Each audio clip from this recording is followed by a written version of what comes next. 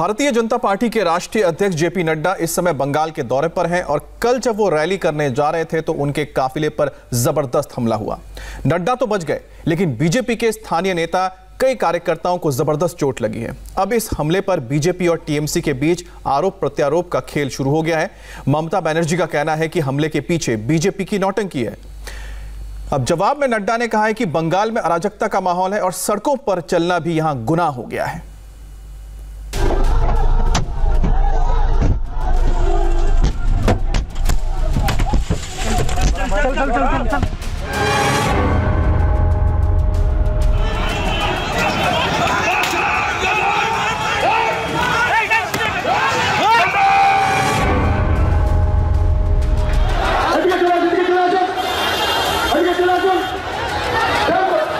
बंगाल के सियासी बवाल की ये सबसे ताज़ा और सबसे हिंसक तस्वीर है, जो गवाही दे रही है कि बंगाल का सियासी मिजाज किसी को नहीं बख्शता, फिर चाहे वो केंद्र में सत्ताधारी पार्टी के राष्ट्रीय अध्यक्ष ही क्यों न हो।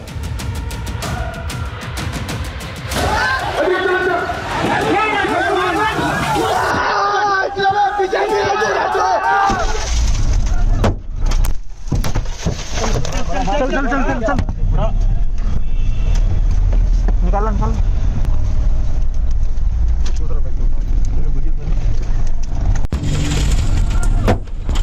पत्थरों से चकनाचूर गाड़ियों के शीशे किसी काफिले का हिस्सा है, जिस पर सवार होकर बीजेपी के राष्ट्रीय अध्यक्ष जेपी नड्डा बंगाल में सत्ता का सफर तय करने निकले थे।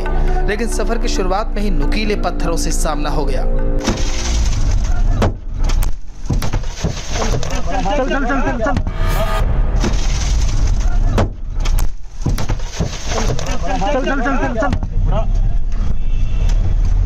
निकाल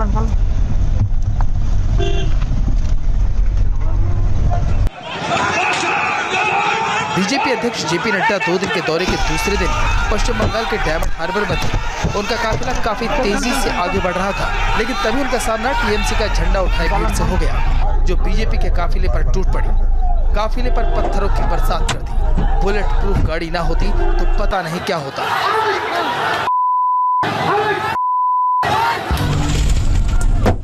बीजेपी अध्यक्ष की गाड़ी पर हुए हमले में जेपी नड्डा को कोई नुकसान तो नहीं पहुंचा, लेकिन बंगाल में हुए इस हमले की धमक दिल्ली तक सुनाई दी।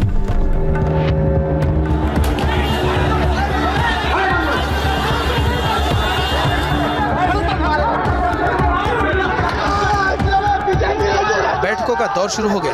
बंगाल बीजेपी के अध्यक्ष दिलीप घोष ने गृह मंत्री अमित शाह को चिट्ठी लिखकर घटना की जानकारी दी, कानून व्यवस्था का सवाल उठाया। चिट्ठी में उन्होंने लिखा कि अगर जरा सी चूक हो जाती तो बड़ी अनहोनी हो सकती थी। अब केंद्रीय गृह मंत्री अमित शाह ने पूरी घटना की जांच के निर्देश दिए हैं। गृह मंत्रालय ममता सरकार से पूछेगा कि सुरक्षा में चूक क्यों और कैसे हुई। आज मैं यहाँ पहुँचा हूँ तो माँ दुर्गा की कृपा से पहुँचा। टीएमसी के कार्यकर्ताओं ने और उनके गुंडों ने कोई कसर नहीं छोड़ी थी प्रजातंत्र के गले को दबाने के लिए, उसको समाप्त करने के लिए। लेकिन मैं भी आपको बताना चाहता हूं कि ये गुंडाराज, ये अराजकतावाद, ये ज्यादा दिन नहीं चलने वाला है। ममता जी, आपकी सरकार जाने वाली है और कमल खिलने वाला है। ये तस्वीरें उस वक्त की है जब बंगाल की राजधानी कोलकाता के करीब डायमंड हार्बर इलाके से बीजेपी अध्यक्ष जेपी नड्डा का काफिला गुजर रहा था। ऐसा लग रहा था जैसे पूरी सड़क पर टीएमसी के गुंडों ने कब्जा कर लिया था। कोई काला झंडा दिखा रहा था तो कोई पत्थर लेकर खड़ा था, कोई डंडा लेकर खड़ा था। और जैसे ही भीड़ के बीच गाड़ियों का काफिला पहुंचा, हमला शुरू हो गया। चल हमले में गाड़ियों के शीशे टूट गए। जेपी नड्डा तो बाल बाल बच गए, लेकिन विजय वर्गीय चोटिल हो गए।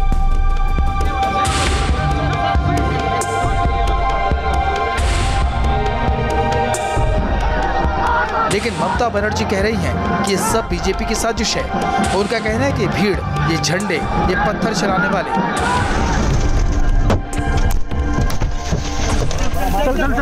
डंडे चलाने वाले सब बीजेपी के कार्यकर्ता थे। सुर्खियों में बने रहने के लिए ये सब किया गया।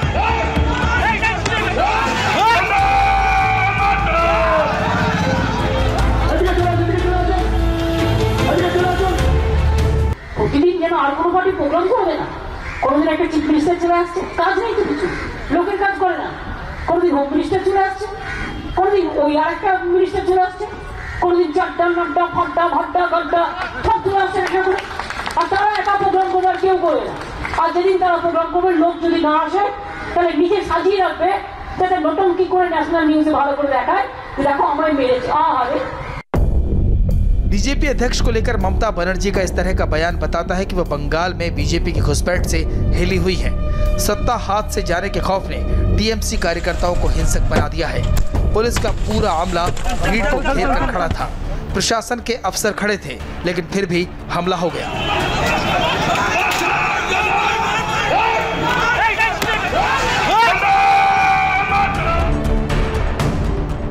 अब केंद्र सरकार ने पश्चिम बंगाल के राज्यपाल से कानून व्यवस्था पर रिपोर्ट मांगी है।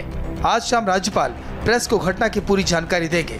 बीजेपी नेता मुकुल रॉय ने केंद्र सरकार से राष्ट्रपति शासन लगाने की गुजारिश की है। आप मेरे बुलेट प्रूफ व्हीकल पर देख सकते हैं, बाहर के विंड स्क्रीन में the impact of the brick. It was because of bullet proof vehicle that I was saved. But Kailash ji का बायां हाथ फ्रैक्चर भी हुआ, और जिस तरीके से इनकी गाड़ी को आप देखिए, कोई शीशा नहीं बचा है। पत्रकार हमारे साथ थे, they must have seen. Mukul Roy ji हैं, आप देख रहे हैं इनको, कोई बचा नहीं। बीजेपी को लोकतंत्र के लिए खतरा बताने वाले टीएमसी का पिछले कुछ महीनों में ये रूप सामने आया है। कल डायमंड हार्बर में हुई पत्थरबाजी में जेपी नड्डा के अलावा बीजेपी के कई बड़े नेता टारगेट किए गए।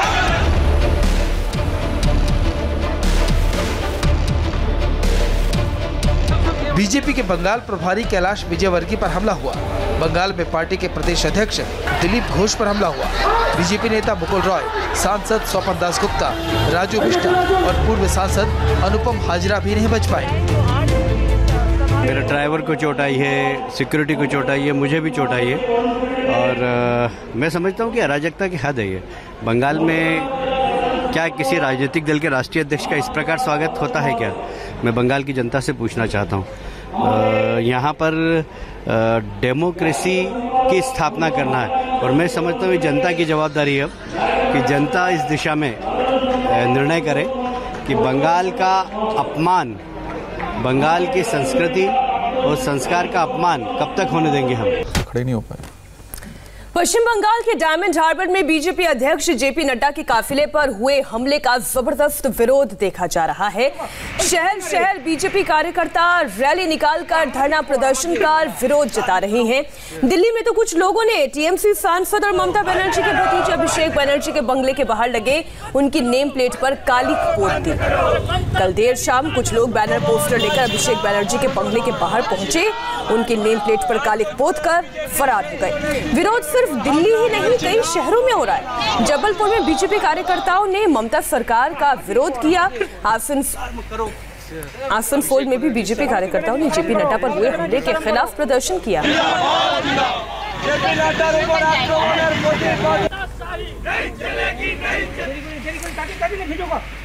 तो नाराजगी दिखाई दे रही है, लेकिन बीजेपी भी पुरजोर प्रयास में लगी हुई है कि भले ही राजनीति रक्त रंजित क्यों ना हो, लेकिन जगह बीजेपी बनाकर रहेगी। और यही वजह है कि टॉप लीडरशिप इस वक्त पश्चिम बंगाल में दिखाई दे रही है। राष्ट्रीय अध्यक्ष जेपी नड्डा 2 दिन के पश्चिम बंगाल दौरे पर थे, और इस दौरान जिस तरीके की पत्थरबाजी हुई उसे देखकर लगता है कि इंटॉलरेंस सबसे ज्यादा पश्चिम बंगाल में नजर आ रहा है।